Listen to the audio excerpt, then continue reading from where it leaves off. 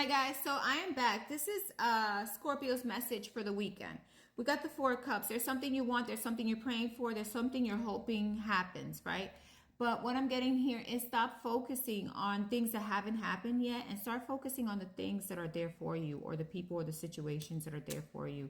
There's something that you're really hoping comes to life, or that you're hoping for something or praying for something. But what this card is showing me, that whatever you're praying for may take a while or may not happen.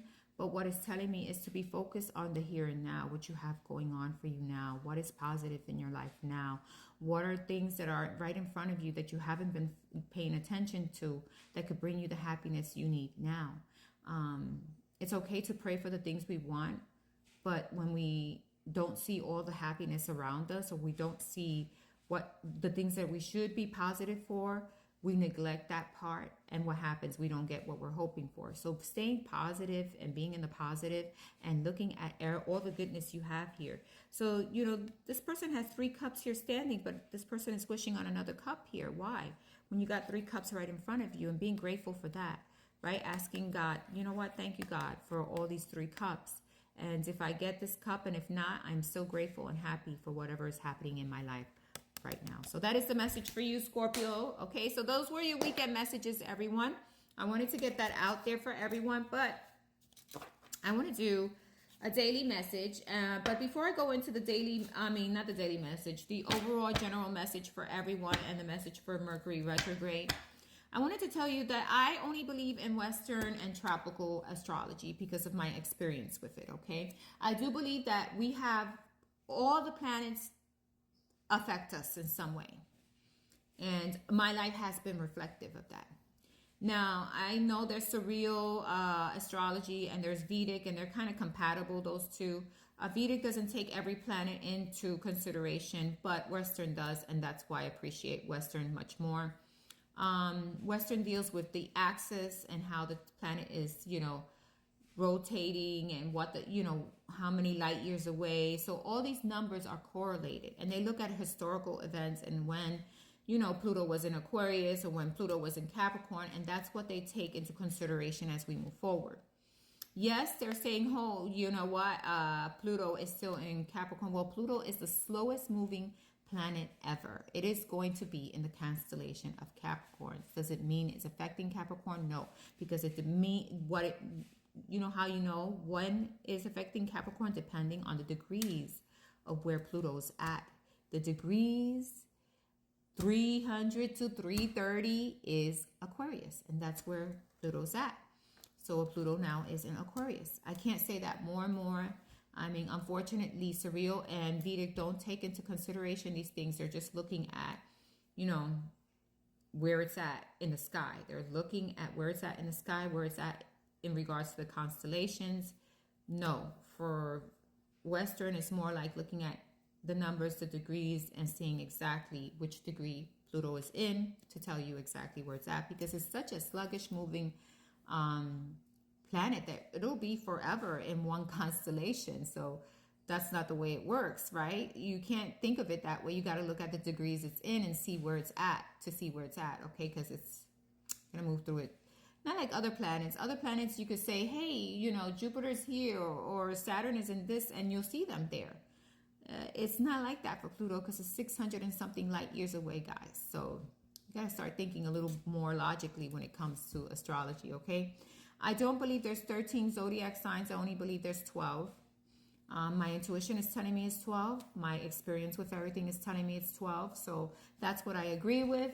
Not everyone is going to agree with me, and I don't, for me, it doesn't matter if you agree with me or not. My experience has been that's what works best for me, and that's what I'm following because I can see it reflected in my life. And is Pluto a malicious planet? No, Pluto gives you lots of experiences for you to let go of limitations, let go of boundaries that are holding you back, let go of people or situations that no longer serve you. It will change your life multiple times, and it did that to me, and I got to see many different religions, many different occults I learned about, and it helped me bring the person that I am forward, and this is who I am, right? Do I feel a lot more peaceful since Pluto? Yes, I'm sleeping better, I'm feeling better, so I could see a change there. And that's how you got to correlate astrology. See the changes that are happening in your life. And then look at all three. And then you're going to see exactly what is the best one for you. And for me, it's Western.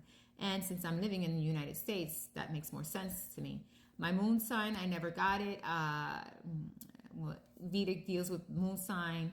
I spoke to a girl who does the real. She was telling me I'm Gemini. I know when all my qualities are Capricorn. I am not all over the place. I don't make changes. I'm not the type of adventurous person that I go out at a whim and do things like erratically. I don't. I'm more stable. I'm a little bit stubborn. I am more systemic. Like I plan things out. I like to be ahead of the game. And I like to work a lot. And that for me is, you're talking about Capricorn completely when you describe that to me. When they describe Saturn and what Saturn does and who Saturn is, that is who I am. I like the truth and only the truth. I don't, like to lie to people. I'm very upfront. And sometimes if I don't feel like I can't communicate with you, I won't communicate with you. That's just who I am, right? But that's Capricorn's qualities. And, Saturn is Capricorn's ruler, right? Planet, right? So Saturn has a lot of qualities to it that I am that way. And Saturn also rules Aquarius, but to a certain extent, because Uranus is the main planet for Aquarius. Okay, so yes, I believe in Western, and that's the only one I believe in, and that's where my intuition is guiding me, and that's where I'm going, because I believe that God made every planet for a reason. You can't disqualify some and then decide that these are the most important ones and the rest aren't, because that is not so. They are all equally important. All right, anyhow, now to get back to your daily or your overall energy for today and tomorrow, I'm going to be using the Star Seed Syrian deck to get the overall energy for everyone, the general message for everyone in the energy that is happening for us. I'm going to shuffle these cards 3 times, and then I'm going to take out a message. These are bigger cards, so I shuffle them differently. That was my first. This is my second shuffle. And this is my third. Okay, so we're going to get a message here for everyone. Let's see what's happening. What is the overall energy for everyone? What is the overall energy for everyone, please? We are so grateful for the messages. We're going to ask God, universe, the angels, our ancestors. What is the overall energy for everyone this weekend? Let's see what we get for the weekend messages. 1 card for everyone. What is the overall greatest energy? These cards are heavy. For everyone, what is the overall energy for everyone? 1 card, please. Let's see what comes out. Just one. They might take a little while. There it goes. We got 1. It flipped. And I'm taking it because these cards are heavier today. What's going on? The Great Wheel. The Wheel of Fortune. So things are going to be turning around. Situations are going to be improving. Okay. Where we thought there wasn't going to be improvement, there's improvement. Where we thought things are set in stone, they're not set in stone. Okay. So the Great Wheel tells us of a lucky break, a lucky situation coming about. Things going in the right directions or situations changing for us, okay? And we see here an overall energy of repeated patterns, okay, that sometimes we need a break from, right? Sometimes we need a break from repeated patterns. So the Great Wheel tells us that things will be changing. As we can see, there's like this beautiful, I forgot what you call this here, but we got the stars, we got the universe, and we got things changing around. So where you felt stuck, things may be opening up. Where you felt things are going to stay the same, they may not, because situations are going to be changing. And the Great Wheel is it's a lucky card to get. So a lot of luck for this weekend, a lot of lucky situations and things moving forward in a better way, or things, changing up. Where you felt you were stuck, suddenly there's movement.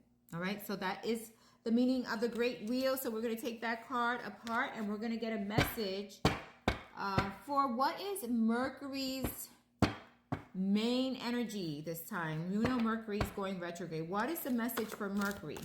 What is the main energy for the planet Mercury this time? What is the card? What is the main energy for Mercury? Mercury is going retrograde, and we want to know what it is. What do we need to be focused on? What do we need to focus on with Mercury? We're going to get 1 card. I think I'm going to have to do it in the next one. So I'll be back. Okay, I got 1 card. I'll be back. Let's see what we got. Abundance. I'll be back.